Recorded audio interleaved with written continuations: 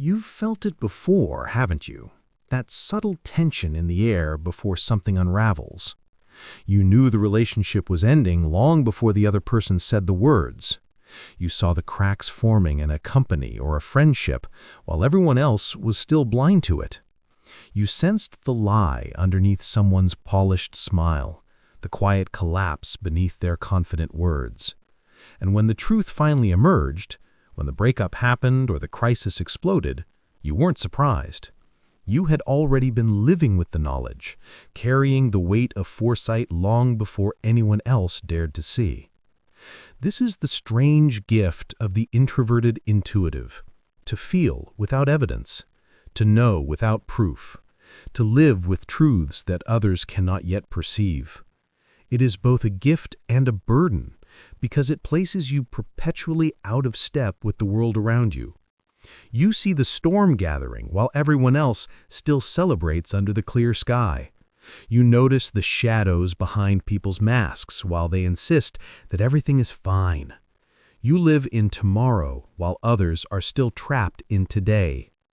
Carl Jung believed that some people are born with precisely this orientation, a type he called the introverted intuitive. Unlike the extrovert who gains energy from the outside world, or the sensing type who is anchored to concrete facts and practical details, the introverted intuitive sees patterns unfolding across time. They peer beneath surfaces, tracing invisible lines that connect the present to futures not yet written. While others see what is, they see what is becoming. And that can be terrifying, not because the vision is wrong, but because it so often proves right. Think of the times you've warned someone, "Be careful, this isn't going to last," only to be dismissed as pessimistic or overreacting. Later, when events unfold exactly as you predicted, you feel no satisfaction, only a heavy recognition. You weren't guessing. You were already there, living inside the consequence that others had yet to reach. That is the essence of this gift. Foresight that cannot be easily explained, only endured. But foresight isolates. When you carry knowledge before others are ready, you are forced into silence. You cannot always speak of what you see because people resist truths that threaten their illusions. You cannot always warn them because they will call you paranoid or negative. And so you learn to hold your vision quietly, to walk a step ahead in solitude. It can make you feel alien, estranged, as if you inhabit a parallel reality. And in a sense, you do. Jung understood this deeply. He wrote that the introverted intuitive does not live in the outer world, but in a world of images and symbols that anticipate what is yet to come. To most people, this seems unreal, but to you, it is as real as the ground beneath your feet. Perhaps you've questioned yourself. Perhaps you've wondered if you were simply imagining things, if you were cursed with too much sensitivity, too much imagination. But then the world caught up to what you already knew, and you realized it wasn't imagination at all. It was perception. A different kind of perception, tuned not to the surface of things, but to their hidden trajectory.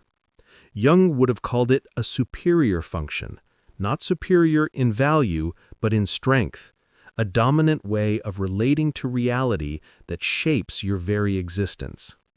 This is where the paradox begins. To others, your foresight looks like strangeness. To you, it feels like inevitability. And this tension defines your life. You are always already there, while everyone else is still here, always a few steps ahead, and therefore always a little apart. The intuitive introvert sees too soon. That is the strange gift. To know before it's safe to know. To see what others will only see when it's too late. And to carry that burden quietly until the world finally catches up. Carl Jung's great contribution to psychology was not only the idea of the unconscious, but the recognition that people are born with fundamentally different ways of perceiving reality. He called these differences psychological types, where some are grounded in sensation, others live in thought. Where some move through feeling, others are guided by intuition. And among these, Jung considered one of the rarest to be the introverted intuitive, a type that does not simply live in the present moment, but constantly interprets what lies beneath it, reaching into the future as if it were already here. To understand this type, we need to slow down and look at what Jung meant by intuition. He did not use the word casually, as we might when talking about a gut feeling. For Jung, intuition was a legitimate psychological function, one of the 4 ways human beings process reality, alongside sensation, thinking, and feeling. Sensation tells us what is physically present. Thinking organizes and evaluates through logic. Feeling gives us value judgments, whether something is good or bad, pleasing or repellent. Intuition, however, does something different. It perceives possibilities. It detects the invisible pattern behind events. It grasps the whole forest, even when others are still focused on a single tree. Now, when intuition turns inward, when it is introverted, something extraordinary happens. Instead of scanning the outer world for possibilities, it moves into the depths of the unconscious, drawing up images, symbols, and flashes of meaning that cannot be reduced to logic or proof. The introverted intuitive sees not just what is visible, but what is latent, waiting to unfold. Jung described this type as living in a stream of inner visions, often far removed from what others call reality. Yet time and again, those visions prove to be accurate anticipations of what will eventually come to pass. This is why the introverted intuitive often feels alien. Imagine being part of only 1% of the population, because Jung estimated this type to be extremely rare, a fraction of humanity. Most people live by sensation, what they can see, touch, measure. Some live by thought, what they can rationalize, analyze, explain. A few live by feeling, what they can value, harmonize, or reject. But the intuitive introvert lives in a frequency that few recognize, one where symbols whisper truths and time reveals itself not as a line, but as a pattern already sketched out beneath the surface. You may have felt this in your own life. While others are focused on today's problems, you are already sensing the next stage. While people cling to appearances, you're quietly perceiving the hidden currents that will eventually tear those appearances apart. This is not imagination. Jung insisted it was a legitimate form of perception, but one that society often dismisses because it cannot be measured with the 5 senses. And so the intuitive introvert often grows up feeling different, even wrong, as if living in a world that doesn't quite believe in their reality. But Jung would say, you are not wrong. You are simply tuned to another frequency. Just as a radio can catch signals others don't hear, your psyche is wired to receive information that bypasses the ordinary senses. That doesn't mean you are crazy. It doesn't mean you are broken. It means you are perceiving through the function Jung called introverted intuition. And if it feels isolating, it's because very few people share that same channel. What Jung offered was a map. He gave language to what so many experience without words, the sense of living in images, patterns, and anticipations. And by naming it, he gave it dignity. He showed that this is not madness, not delusion, but a psychological reality. You are not alone. You are not insane. You are simply rare. And what is rare is often misunderstood. To see too far ahead is not a simple gift. It is also a wound. Because what feels like clarity to you often feels like threat to others. Jung wrote about the problem of the superior function, the idea that whatever psychological function is strongest in you will seem exaggerated, even dangerous, to those who do not share it. For the introverted intuitive, this problem is especially acute. Your ability to sense the trajectory of events, to uncover hidden motives, to anticipate collapse before it comes, places you at odds with a society that prefers comfort over truth. Think about what happens when you share your foresight too openly. You warn a friend that their partner is unfaithful, and instead of gratitude, they resent you. You predict that a company or a political system is heading toward crisis, and people dismiss you as negative or paranoid. You point out the cracks in a seemingly perfect plan, and you are labeled difficult or cynical. In truth, you are not trying to destroy hope. You're simply perceiving the pattern already in motion.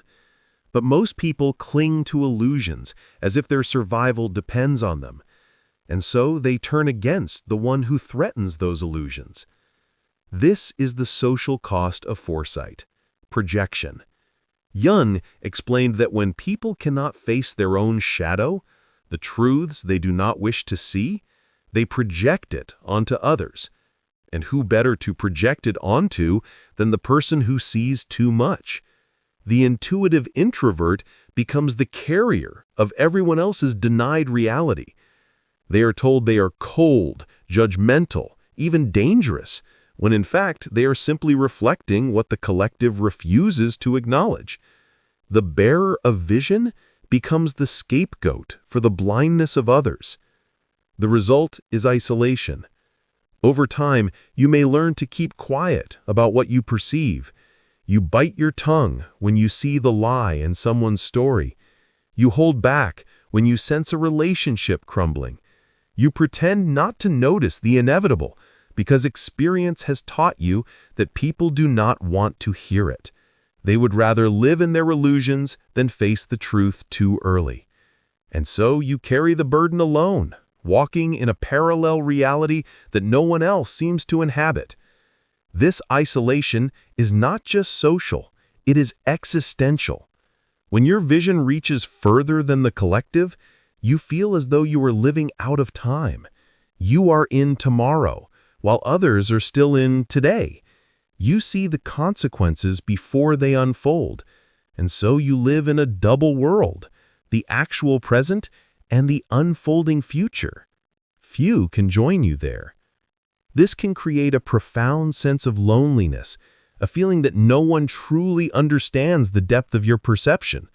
Jung himself noted that the introverted intuitive often withdraws from society because the gap between what they see and what others are willing to see becomes unbearable. And yet, this cost is also the proof of the gift. If society resists you, it is not because you are wrong. It is because you are ahead. If people accuse you of being negative, it is because your foresight disrupts their illusions. And if you feel exiled, it is because you are standing at a threshold where others have not yet arrived. This pain is not random. It is the natural tension of being born with a function that moves faster, deeper, further than the collective mind. So the question is not whether this foresight will cost you. It will.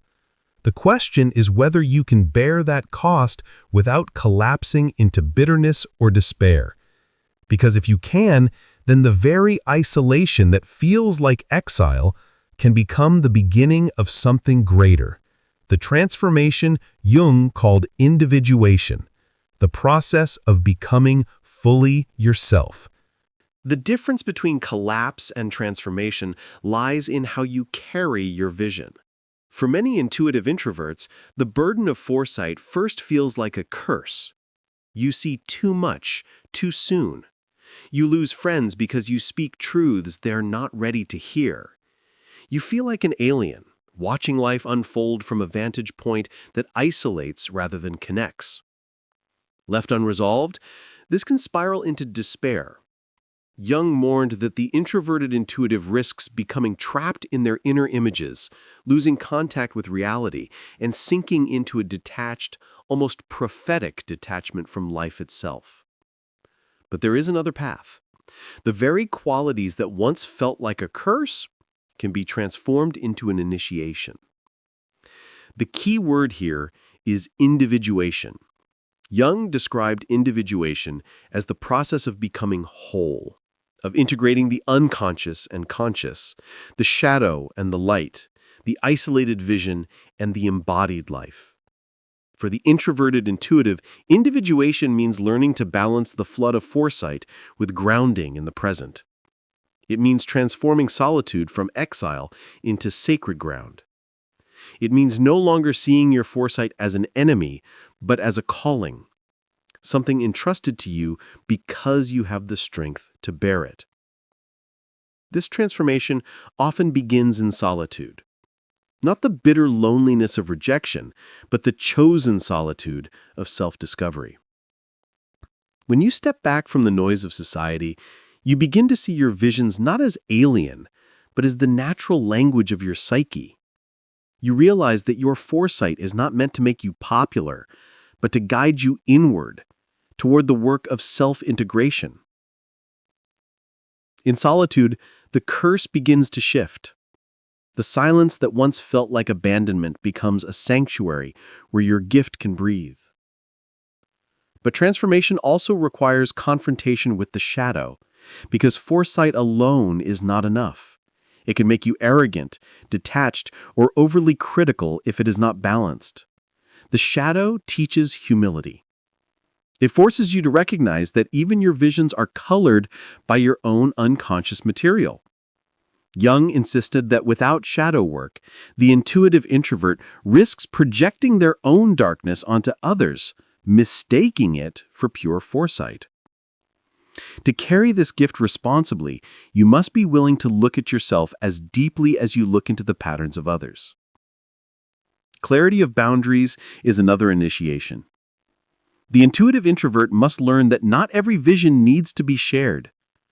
Some truths are not yours to reveal. Some warnings will only be understood after experience teaches its lesson. The initiation lies in discernment, knowing when to speak and when to remain silent, when to carry your foresight as medicine and when to withhold it so that others may grow through their own path. This restraint is not cowardice, it is wisdom.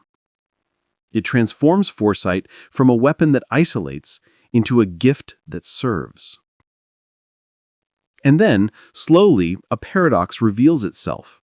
The more you embrace your difference, the more you fulfill your task in the collective. By daring to individuate, to live your truth without surrendering it to the demands of conformity, you become precisely what the world unconsciously needs, a pioneer of consciousness.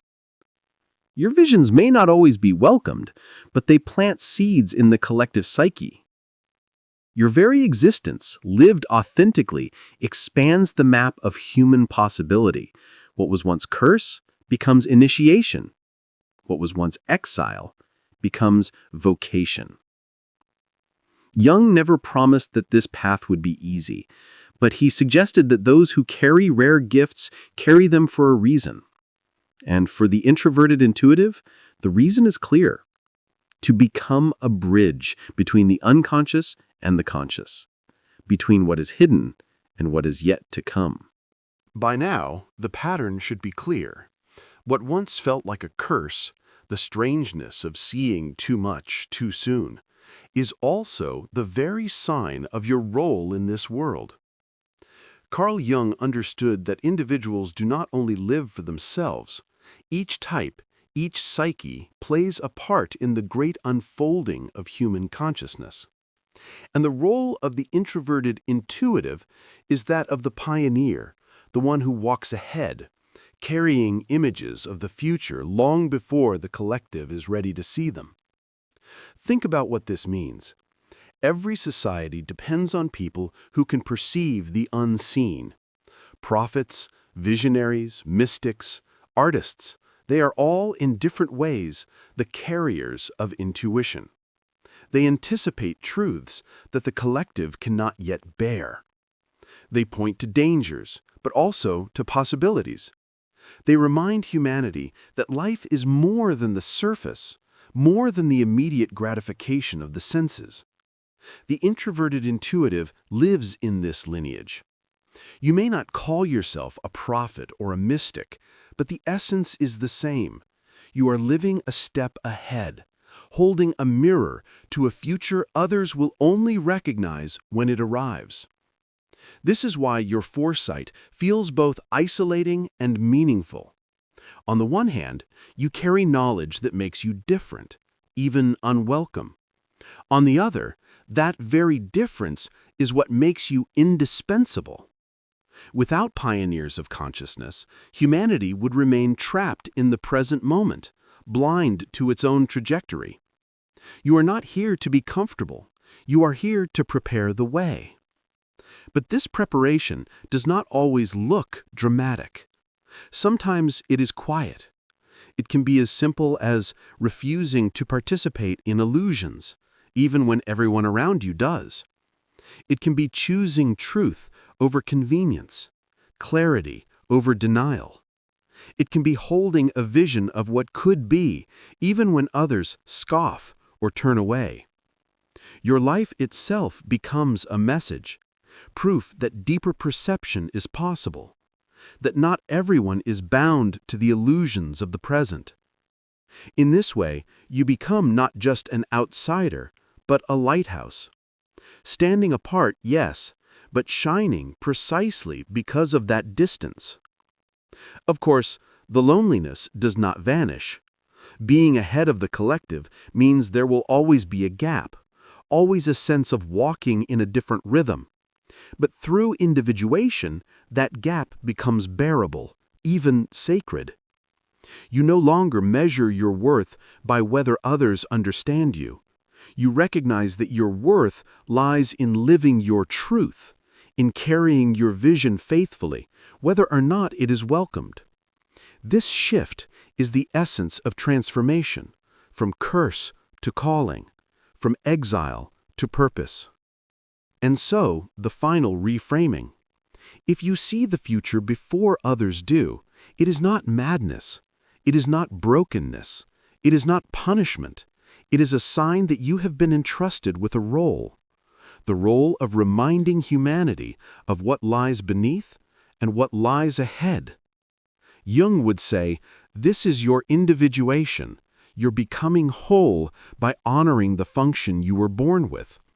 And when you do not only heal yourself, you expand the field of human consciousness itself. So let this truth settle in you. The strangeness you carry is not an accident. The visions that haunt you are not illusions. They are the markers of your place in the great unfolding of life. You are not cursed for seeing. You are called. And though it may feel heavy, though it may feel lonely, it is also the deepest proof of your connection to the mystery of existence. If you see what others cannot yet see, it is because you were meant to. You are not here to follow the path. You are here to prepare it.